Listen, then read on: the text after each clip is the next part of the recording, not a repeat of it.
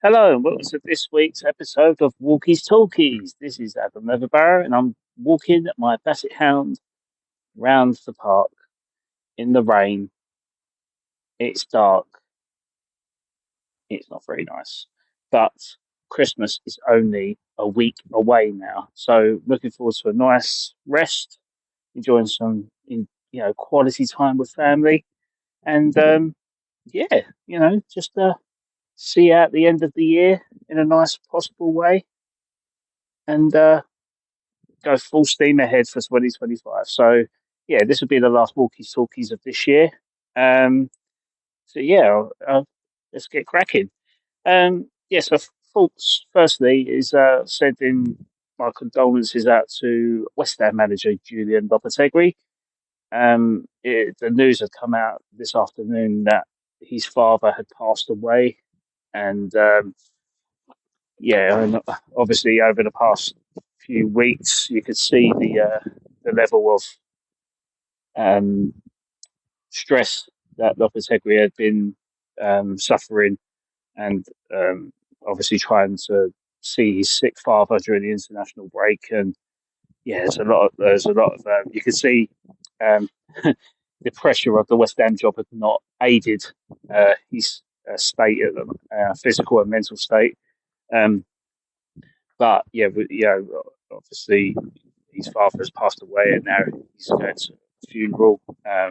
Just then, to say one last goodbye back in Spain, and and hopefully can move on in the best possible way, and hopefully getting back to work would be the best time for him to get the best out of the players, and I'm sure the players will be deep in his. I'm sure he'll be deep in the players' thoughts moving forward, and they want to be playing for him. As shown on Monday night when Lucas Paquetá scored the penalty, he went running straight up to Lopetegui to show his support. Um, so sending thoughts and prayers out to the Lopetegui family, and hopefully everything works out. Um, Going on to that, touched on the point of West Ham's valuable point away at the Vitality Stadium against Bournemouth. I thought West Ham played really well. I was quite impressed with the level of play, soaking up the pressure. Um, Bournemouth had a record-breaking 29 shots, which is the most shots they've ever had in the Premier League. And people are ranting and raving about it, and a lot of the West Ham fans are not happy with the fact that we invited pressure for a team like Bournemouth. But Bournemouth are a good side. They've got a good manager. They've got some fantastic players. So they're always going to be peppering our goal. But I wouldn't be too worried about the amount of shots undertaken, because West Ham has 31 shots against Leicester City, and with an XG of 3, and they lost 3-1. So um, it doesn't make any difference whatsoever. And also, those 29 shots that Bournemouth had, Fabianski made 8 saves. So either one of them was a goal, a fantastic free kick from Unis Unal. Again, another player that I really rate, and they bought early on in his career. And there was a significant amount of shots that were blocked. But again, Fabianski saved 8, loads off target, loads of shots blocked. So the only thing that matters is the one that goes in the back of the net. And so to be that what you will. But I thought they played relatively well. I think the team look like they've got more of an identity now. Just wish they could solidify their back four. Obviously, Emerson was suspended, so Wan-Bissaka come in as a makeshift left back. Kufel, the right back. Tadibo was injured, so again there was a lot of constraints in that back line. But despite the pressure and the chances created by Bournemouth, I thought they'd done okay. Bournemouth are 6th in the league, and they ain't 6th in the league for no reason. I'll say it's a valuable point gained, and I'm very happy with that result. I was expecting the worst, if I was completely honest. And also one highlight is that apparently Julen Lopetegui doesn't play youth players. He brought two on Monday. Oliver Scholes and Caelan. Oliver Scholes made his Premier League debut, and Caelan Casey made his second Premier League appearance after making his debut under Moyes last season against the Luton 3-1 win, the same game which George Murphy scored his goal. First West Ham goal ever at senior level football. But there was an interesting debate on Twitter with one account, not exactly convinced the fact that Lopetegui helps to develop younger players, like players under the age of 23. When he was working at the Spanish youth team, he was working with fantastic players like Asensio, Alvaro Morata, David De Gea, Danny Carvajal. I mean, that Spanish team, went on to win the Euros, probably about 8 to 10 years later. So, he had he helped their development. Even at Porto, he gave Ruben Neves his debut at 17. He worked with Ricardo Pereira, who's at Leicester, Casemiro, who's on loan at Real Madrid. There's a plethora. Danilo, there's a plethora of talent at Porto.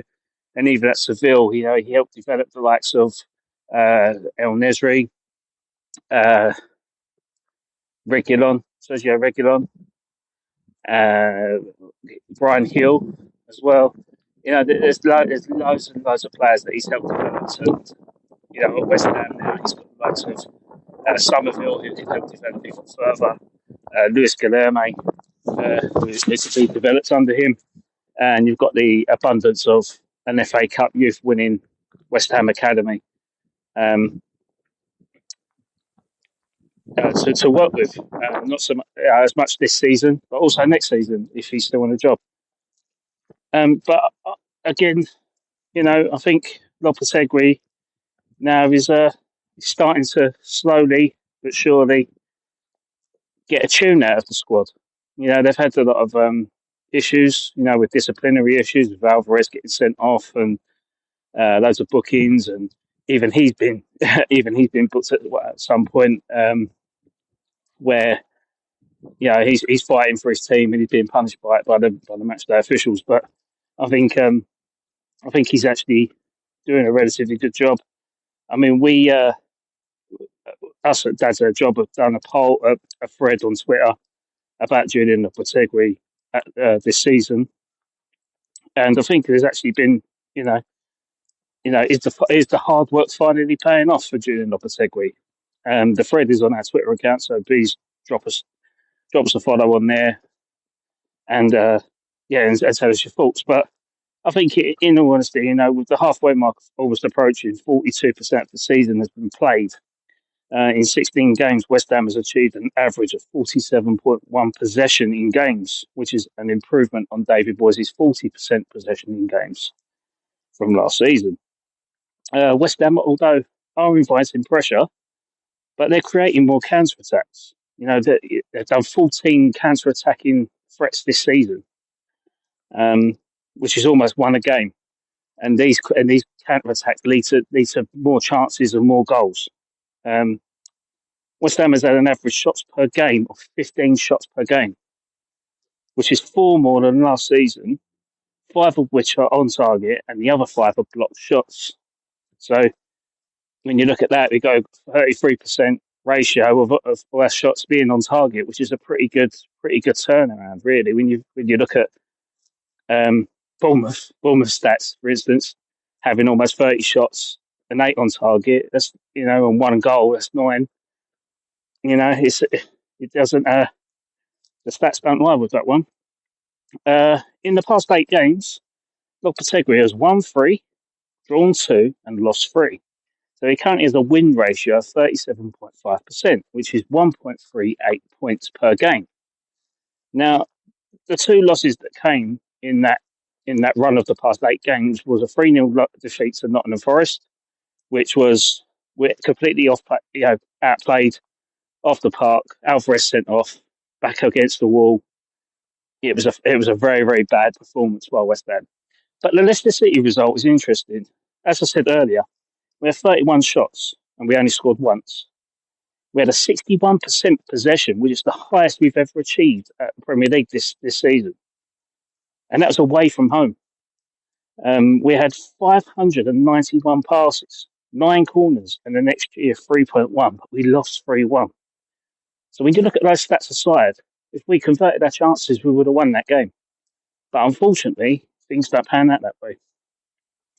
Lopetegui's defence has come under scrutiny this season. He has a limited amount of clean sheets with just 3. But 2 of those clean sheets are an improvement to results that we had last year. So when you take into account the 2-0 wins against Newcastle and Crystal Palace, last season we lost 3-2 to Newcastle. Now 4-3, was it 3-2 or 4-3? Anyway, we lost to Newcastle thanks to Calvin Phillips. I think it was 4-3. Yeah, it's definitely 4-3. We lost to 4-3 against Newcastle, and we lost 5-2 to Crystal Palace last season. Now, people are moaning about they're just 2-0 wins. But 2-0 wins and a clean sheet away from home against teams that, that we got battered by, is an improvement. It's 6 points better off than what we had last season in game-to-game comparison. The Hammers are working hard, obviously, behind the scenes, but there's some fans obviously are not keen on Lopetegui. I'm personally still not entirely sold on it, but I'm slowly warming to the fact of Lopetegui getting the tune out of the squad. I mean, he wasn't my first choice, as everyone knows who listens to this podcast, but I can see improvement. I can see progress. So I can't criticise that. I can't, I know we're 14th in the league, but when you look at the results that we've had and the teams that we've played, you're expected to lose those games. So hopefully a run of fixtures in the future will help us. But he's slowly moulding his squad. And I think, personal wishes aside, players' issues aside, hopefully this is the turning point. But who knows, do the West Ham Bulls stick with Lopetegui for the rest of the season? West Ham have recently shown a glimpse of what their identity is under him. They could only grow stronger as the season goes on. Who knows, there could be light at the end of the tunnel. And you'll see some AI-generated images of Lopetegui lifting the FA Cup, which is a bit, hopeful optimism or blind optimism. But let's see what happens. But yeah, that's my general thoughts on Lopetegui. I think he's doing okay at the moment. I think a lot of the expectation is installed by other West Ham fans, basically by what they've been fed. But I think when you look behind it, and the stats behind that in comparison to David Moyes, I think they're doing relatively okay. I think if David Moyes is in charge now, I think he'll probably be in the same position, if not lower. Let's say the game's just evolved on that. But another sticking point I want to touch on is I'm looking at the performances of Julian Alvarez. Not Julian Alvarez, he's at Athletic Madrid. Edson Alvarez. I think Edson Alvarez is performing way under par, and he's becoming a bit of a liability in terms of his discipline. But I was looking at, what happens if we sold Alvarez? Say a bid of 40 to 45 million pound comes in for him from a team in La Liga, say Atletico Madrid, and we sell him. So who would be the potential replacements for a like-for-like player, but hopefully get more, how can I put it, a longevity? So we could look at getting a younger player in that can fill that void and obviously improve as the team goes on. So I've listed 5 players here. So the first player would be Pierre Koopmeiners. So Pierre Koopmeiners plays for AZ Alkmaar in the Eredivisie. He's 24 years old. He's a CDM / centre midfielder. He's been captain of the AZ Alkmaar youth team. He was on loan last year, I believe, Excelsior or Go Ahead Eagles. Don't hold me to that. But he's 24 years of age. He's been performing really well this year. Really, really well. And I think he could be probably the the replacement for Alvarez. If I had to choose amongst the selection that I have, I think he could be a perfect signing. I think he's only valued at something stupid like €4 million as well. It's ridiculous. It's ridiculous. Another player that's worth a shout out is Eric Lansana. He plays for Go Ahead Eagles in the Eredivisie. He's 23 years of age. Although he's Spanish, he has got dual citizenship with Holland, or the Netherlands, sorry. Obviously, come through the Ajax youth ranks, and despite being a CDM, he actually contributes to quite a few goals. I mean, this season he's already scored 4 from playing in a deep position. So that's that's quite a good trait to have. But as a CDM, your position isn't or your expectation isn't to score goals. So the idea of it is to solidify the back, the, the space in front and the back four, link up play, and so on. But he has similar traits to Cooper Myers, but I think he could be an outside shot. And again, his valuation is something like €3 million as well. The Dutch league are providing some exceptional talent, really. He's a little bit slighter than Cooper Myers. I think Cooper Myers, to me, reminds me of like a Tom Huddlestone build. Quite a stocky build, but has an element of flair in his footwork. That's why if I had to choose one player, it would be Cooper Myers. It's just when you watch him, the way that he moves around the ball, his creativity, his vision, he's just a natural CDM replacement for me. Moving on to the third option, and that is Alex Robertson at Cardiff City. So we've listed him as an Englishman, but he's actually been called up to the Australian national side at the age of 21. He's doing well in the Championship.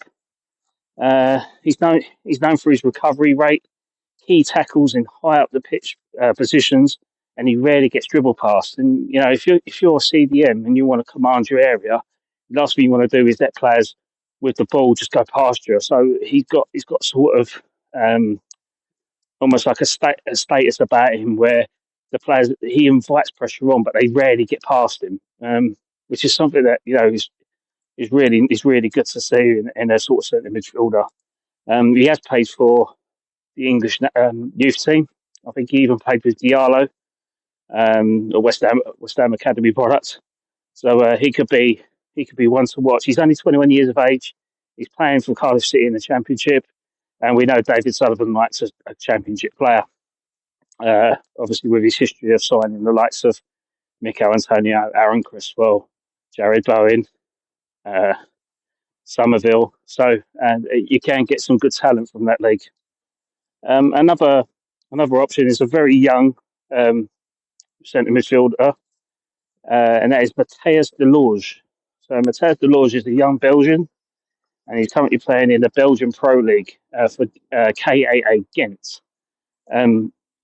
He has a very successful long passing rate. So even if he has the ball when he links up with the centre backs, he tends to distribute the ball out wide into the furthest corner. So it'd be fantastic for the likes of Bowen or Paquetá or Somerville or Guilherme or Kudus. That would drift out wide and collect that ball from an advanced state. So he could be very, very handy and useful. But he's also an aerial threat. His aerial duels are really, really good. He tends to get involved in goals as well. But yeah, he's been part of the Belgian Academy products and been at various number of clubs at youth level, but he's found his feet. He's signed for Ghent in the summer, but he could be one to definitely watch. I mean, his tackling and ball recovery is fantastic. I mean, if you can get a chance to see him in any game, just give him a go. He's definitely one to watch. Definitely a star in the making, in my opinion. And the last suggestion is Gedson Fernandez. Now that name becomes quite familiar with West Ham fans, especially as we were linked to get him on loan from Benfica, but then he opted to sign for Spurs under Jose Mourinho. Now that didn't work out. He signed an 18-month loan deal. He was shipped back to Benfica, and then he went to many, many different clubs thereafter. But he's currently at the Besiktas at the minute. He's 25 years of age, so he's still a good age. He's still a good age that you could build something from. but he plays more in an advanced role than a CDM. I know he can play there, but he tends to drift back. So his position is they don't play with a CDM; they play with a centre midfielder pairing, and he drifts back deeper to collect the ball. So he kind of reverts to a CDM, but pushes on into a more advanced position. Um, so again, he plays a more advanced role. He's got a very high passing success rate, which is something that is comparable to Edson Alvarez. So Edson Alvarez, one of his key traits is that he's got an 87% pass completion in every game. So that's his average. So if you get rid of him, then you're losing that sort of possession ownership with Alvarez.